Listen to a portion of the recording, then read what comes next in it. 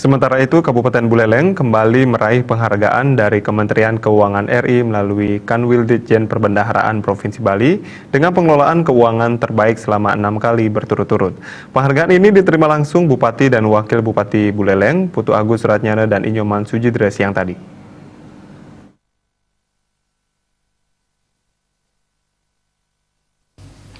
Penghargaan dan penyerahan plakat dari Kementerian Keuangan ini diraih berkat Pemka Buleleng yang kembali membukukan predikat opini wajar tanpa pengecualian untuk keenam kalinya. Bupati Buleleng Putu Agus Ratnyana menjelaskan capaian-capaian kinerja dan penghargaan yang baik akan mempengaruhi dana insentif daerah, dana perimbangan, dan dana alokasi khusus dari pemerintah pusat.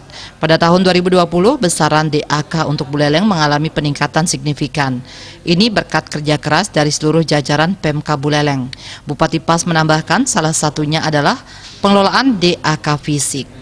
Dalam 3 tahun terakhir, Pemka Buleleng konsisten meningkatkan kinerja pengelolaan DAK fisik dari 83% sampai 93,5% dalam 3 tahun. Itu adalah sebuah capaian kinerja yang cukup baik. Identifikasi daerah ini penting buat kita. Kalau kita bisa berkinerja maksimal dan capaian-capaian terukur dengan baik, saya rasa kita akan mendapat fresh money lebih banyak untuk membangun daerah kita. Kemudian juga penekanan pada kemampuan fiskal daerah yang terus didorong agar jumlah fiskalnya makin baik. Tapi saya rasa ini tentu akan terjawab dengan pembangunan investasi-investasi yang kita harapkan bisa dibangun di Kabupaten Buleleng, tentu dengan transparansi dan akuntabilitas pemanfaatan ruang.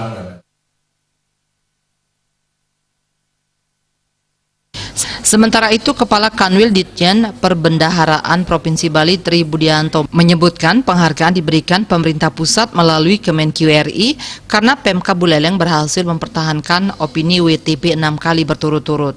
Capaian ini bukan hal yang mudah mengingat kriteria pemberian opini setiap tahunnya akan terus meningkat.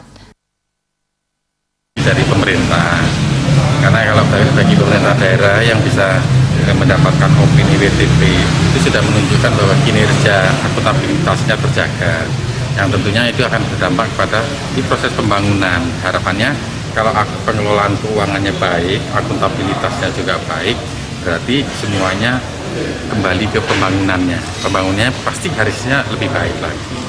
Nah, itu dampak ya diantaranya. Tapi sebenarnya salah satu di komponen transfer ke daerah dan dana desa itu ada yang namanya dana insentif daerah. Nah, dana insentif daerah itu diberikan kepada daerah yang berkinerja baik.